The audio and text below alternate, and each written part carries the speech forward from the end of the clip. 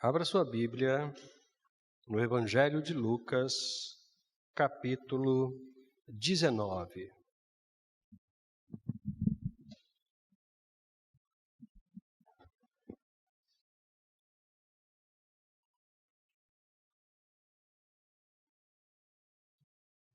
Por gentileza, Daniel, pode colocar um tema da mensagem. Obrigado, querido. Lucas 19. Nós vamos ler do verso 1 até o verso 10. Quando Jesus te encontrar, tudo vai mudar. Tudo vai mudar. Leiamos então. Tendo entrado em Jericó, Jesus atravessava a cidade. Havia ali um homem chamado Zaqueu, que era rico e chefe de publicanos. Ele tentava ver quem era Jesus e não conseguia por causa da multidão e porque era de pequena estatura. Correndo na frente, subiu num sicômoro a fim de vê-lo, pois Jesus tinha de passar por ali. Quando chegou àquele lugar, Jesus olhou para cima e disse-lhe: Zaqueu, desce depressa, porque hoje tenho que ficar em tua casa.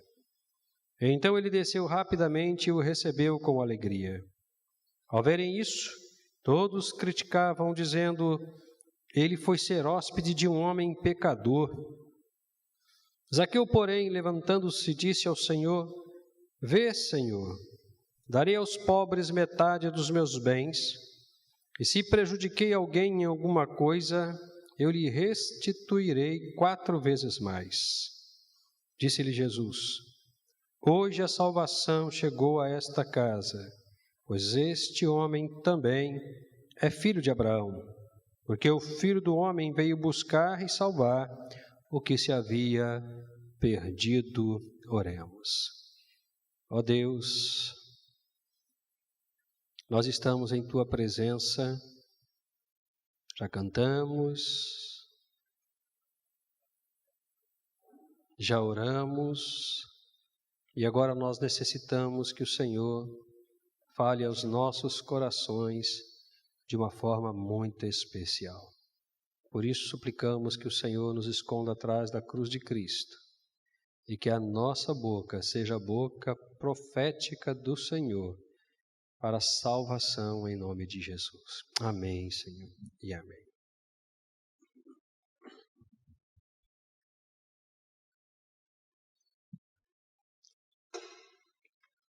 Quando Jesus te encontrar, tudo vai mudar.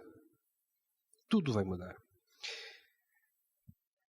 Meus queridos, desde que o mundo é mundo, 2 personagens têm caminhado paralelamente, buscando uma relação: a humanidade e Deus. Desde os primórdios da história da humanidade, narrado para nós no Gênesis, quando os nossos pais cometeram o pecado no jardim do Éden, de terem desobedecido a Deus, comendo do fruto que lhes era proibido comer, desde aquele momento até hoje, a humanidade tem de alguma forma buscado encontrar Deus. Já os seus filhos, Caim e Abel, prestavam cultos, faziam sacrifícios, oferendas a Deus. E se você for cuidadosamente observando a Escritura Sagrada, do Gênesis até o Apocalipse, você vai ver que em todos os momentos, em todos os lugares, em todas as circunstâncias e ocasiões, alguém estava inclinado a buscar um relacionamento com Deus, ou pelo menos com alguma divindade que ele construiu ou que a sua cultura lhe informou. O ser humano, ele vive em função da busca constante do transcendente. daquilo que é maior do que ele, daquilo que é mais poderoso do que ele. E em sendo maior e mais poderoso, é capaz de trazer explicações para algumas realidades e situações nas quais o ser humano está envolvido e que ele não consegue resposta. Eu costumo dizer que a nossa crise, a nossa angústia não está no problema. O que está no problema é a dor. A nossa crise, a nossa angústia está em não saber uma resposta para o problema. Porque quando eu sei a resposta do problema, eu consigo entender aquele problema e, de certa forma, eu consigo administrar a minha relação com o problema. A maior de todas as angústias do ser humano é não ter respostas. Por isso ele vive buscando.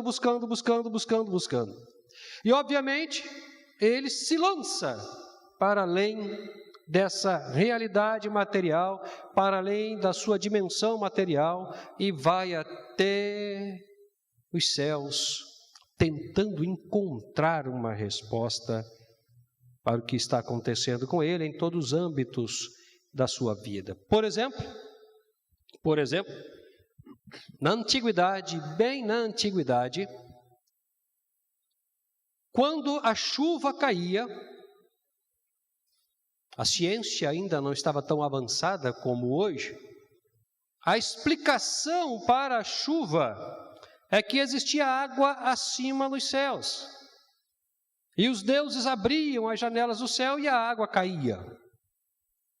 Essa era uma explicação muito interessante, muito convincente, porque afinal de contas a água está vindo de cima. Se está vindo de cima, tem água lá em cima, e abrir a porta cai. Então a tentativa de encontrar respostas para as circunstâncias, situações, realidades e problemas nos quais o homem está inserido, é que leva o homem à angústia. O maior de todos os desafios é tentar entender a vida. Ontem, quando nós estávamos ali, no sepultamento do Marcelo, eu sou muito observador, presto atenção em tudo que está acontecendo, até porque isso pode servir de conteúdo para a mensagem. Eu fiquei observando a situação emocional em que a família se encontrava, os amigos se encontravam, as falas, os discursos, e a gente percebe que naquilo que é falado existe uma tentativa de buscar conforto, que não é alcançado porque as emoções estão tão afloradas que por mais que você fale, você não vai conseguir abafar as emoções daquele momento de perda. Mas existe uma insistência, porque ele era bom, porque ele era amigo, porque eu me apaixonei, por que foi agora, por quê? A pergunta mais angustiante que a humanidade pode encontrar é por quê? Por quê? O homem vive em busca de respostas.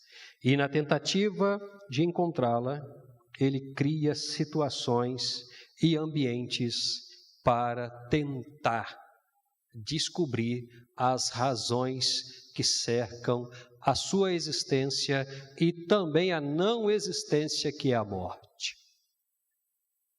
Mas ele não consegue. Ele não consegue. O texto que nós acabamos de dizer mostra isso para a gente. Porque existem movimentos que impedem, existem barreiras que impedem, limitações que impedem. O texto que nós acabamos de ler mostra isso. Um homem querendo conhecer Jesus. Um homem procurando saber quem era Jesus. A pergunta que eu faria para esse homem, se eu pudesse encontrá-lo, é: por que você tem tanta necessidade de encontrar e de conhecer Jesus? O que está no seu coração? O que te leva a se inclinar, a correr, a enfrentar dificuldades, objeções, obstáculos para conhecer Jesus? O que está no seu coração? Nós não estamos falando de um homem cuja a representação política e econômica era positiva. A gente está falando de um publicano. Mais ainda, de um chefe dos publicanos. Quem eram os publicanos? Os publicanos eram cidadãos judeus contratados por Roma para cobrar impostos dos seus próprios irmãos judeus. E como eles não tinham salário, eles podiam sobretaxar os impostos. Então era meio que uma corrente. O publicano sobretaxava o imposto, porque ele tinha que ficar com a diferença. Mas o chefe do publicano ficava com a diferença de todos os seus funcionários. Por isso o texto diz que ele era um homem rico, abastado. Este homem, rejeitado pela sua comunidade, odiado pela sua comunidade, se inclinou para conhecer o Deus encarnado. Talvez a resposta que ele me desse da minha pergunta seria: eu estou angustiado, e como eu estou sendo rejeitado, abandonado, marginalizado, eu quero conhecer alguém que me valorize, que me considere, que me respeite, que me ame, que me olhe como um ser humano, não como um profissional de Roma, não como um cobrador de imposto, não como um inimigo, mas eu quero conhecer alguém que possa me valorizar, que possa olhar para mim e ver em mim uma pessoa, um ser humano, que tem valor. É isso que eu preciso. E eu ouvi falar que esse homem olha para a gente assim. Eu ouvi falar que esse homem olha para a gente e não para o que a gente faz, não para o que a gente é, não para o que a gente representa, mas pura e simplesmente para a gente, para a nossa alma, para o nosso coração. E o seu olhar é um olhar de valor, de reconhecimento da minha humanidade, das minhas limitações e das minhas necessidades. Eu preciso conhecer esse homem, mas os obstáculos, as circunstâncias, as situações o impediam. Nesse caso, representado aqui por dois elementos muito interessantes, que são a multidão e a sua estatura. A multidão e a sua estatura, que o impediam de chegar até onde Jesus estava. É notório, todos nós sabemos, que Jesus vivia todos os dias acompanhado por dezenas e até centenas de pessoas. É só você ir para o texto da multiplicação dos pães e dos peixes, centenas de pessoas. Isso era muito comum naquela época. Jesus era um profeta, era um homem sobre todos os homens, que fazia coisas que ninguém absolutamente havia feito, inclusive perdoar pecados. Então era muito comum que Jesus tinha muitas pessoas em volta dele, além dos 12. Obstáculo. A busca daquele homem não foi efetivada por causa da impossibilidade ou das impossibilidades que lhe foram impostas para encontrar Jesus. Talvez você esteja procurando Jesus. Talvez você esteja procurando Jesus porque você precisa ser valorizado. Talvez você esteja angustiado porque não tem resposta para os seus problemas, para as suas necessidades, para os seus dilemas existenciais, para o seu conflito familiar, para a sua doença. Talvez você esteja procurando Jesus para uma resposta, porque você já perguntou a tanta gente, a si mesmo, e não conseguiu encontrar uma resposta, porque as objeções, os muros, os obstáculos se colocam entre você E a resposta? Eu quero te falar uma coisa muito importante. Muito importante. Você só encontrará a resposta que você precisa e que você está buscando quando Jesus te encontrar. Enquanto você achar que tem condições de encontrá-lo, você não o achará. Eu me lembrei aqui de um filme, os irmãos devem ter assistido, O Quarto Mago.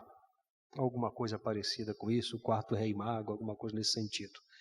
Era um homem que passou o filme todinho, a narrativa da vida dele, todinho, correndo atrás de Jesus. E todas as vezes que ele chegava perto, Jesus saía, ele não conseguia, era uma angústia, uma tristeza, muita lágrima, e ele virava à noite, viajava.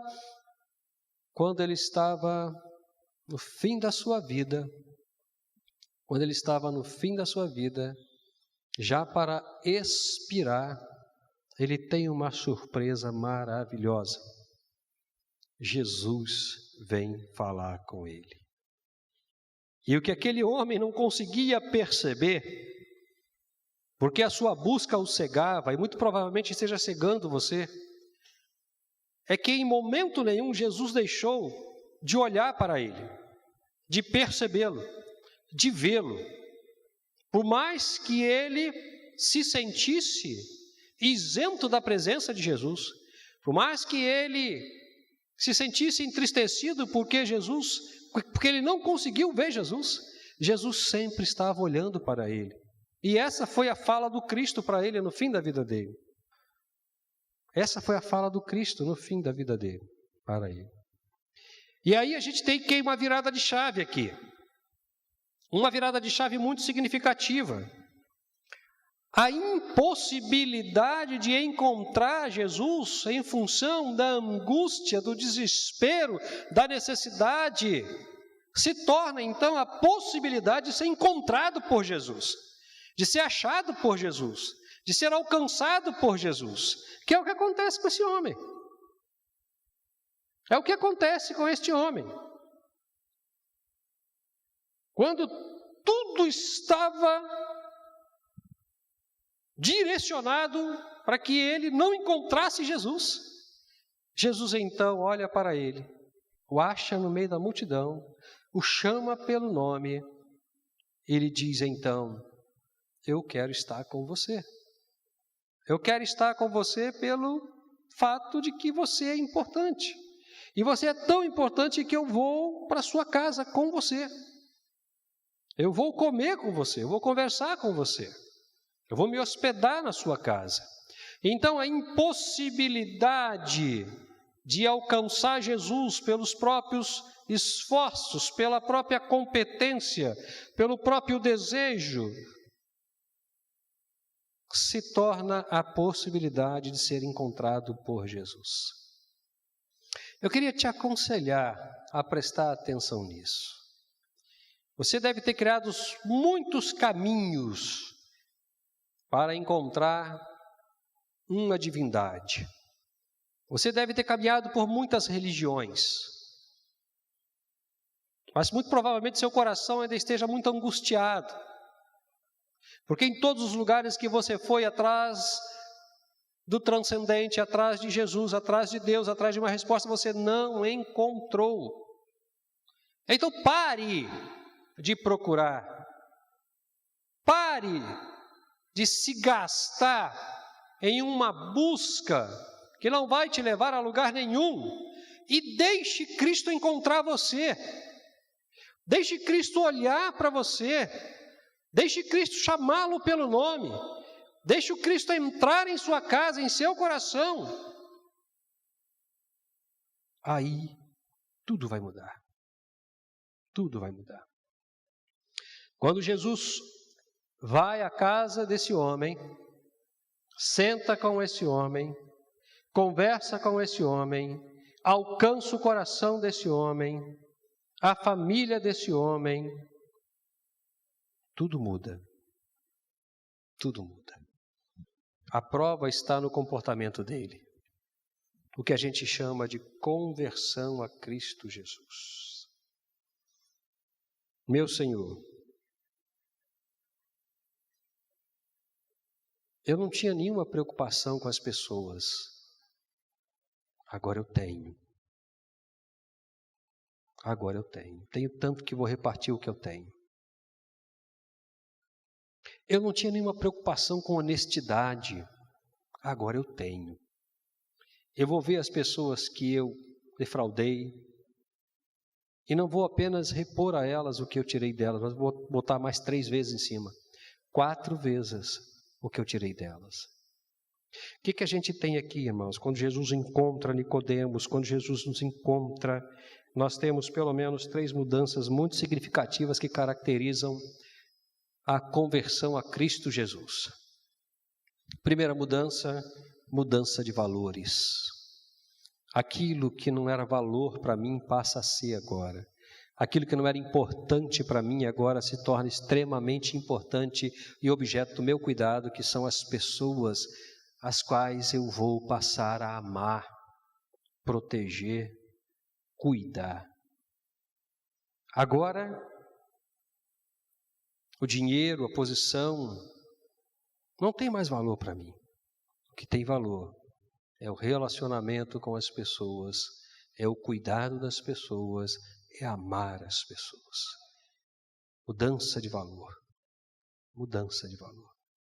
A segunda mudança que a gente tem aqui, mudança de comportamento. Eu roubava, agora não vou roubar mais. Eu mentia, agora não vou mentir mais. Eu me prostituía, agora não vou me prostituir mais. Eu me drogava, agora eu não vou me drogar mais. Eu não gostava de ninguém, agora eu quero estar com as pessoas pelo prazer de estar com as pessoas. Mudança de comportamento. Eu tinha um temperamento descontrolado, agora eu vou controlar o meu temperamento. Eu ofendia e magoava as pessoas, brigava com todo mundo, agora eu vou respeitá-las, amá-las, protegê-las, tratá-las bem. Mudança de comportamento. E a terceira mudança, a mudança de destino. Eu estava morto nos meus pecados, completamente morto nos meus pecados, totalmente entregue às variações pecaminosas, a tudo aquilo que me escravizava. Agora eu estou vivo, eu tenho vida, e não é apenas uma vida nessa existência aqui, é vida eterna. Eu estou vivo para sempre. Eu estou vivo para sempre. Deixe-me te falar uma coisa muito importante. É isso que Cristo quer te dar. Vida. Vida abundante. Vida eterna. Vida saudável. Vida moral. Vida espiritual. Vida relacional. Porque o homem foi criado para a vida. A morte é um desvio de percurso. A morte é um desvio de percurso. O homem não foi criado para a morte. O fato é que nós possuímos em nós um elemento que sobrevive à morte do corpo físico, que é a alma. O problema é que quando o pecado entra no mundo, não traz apenas a morte física, mas traz a morte eterna, e a morte eterna alcança a alma e o corpo. Mas o que é importante que você entenda, nós entendamos que o que de fato existe, que o que de fato foi criado, é a vida. É a vida.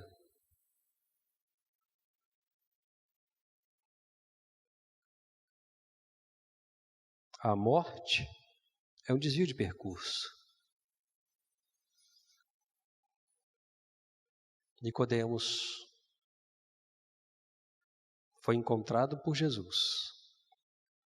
E quando Jesus o encontrou, a vida dele mudou completamente. Então, meu querido, deixe Jesus te encontrar, porque quando Jesus te encontrar, tudo vai mudar na sua vida. Tenha certeza disso.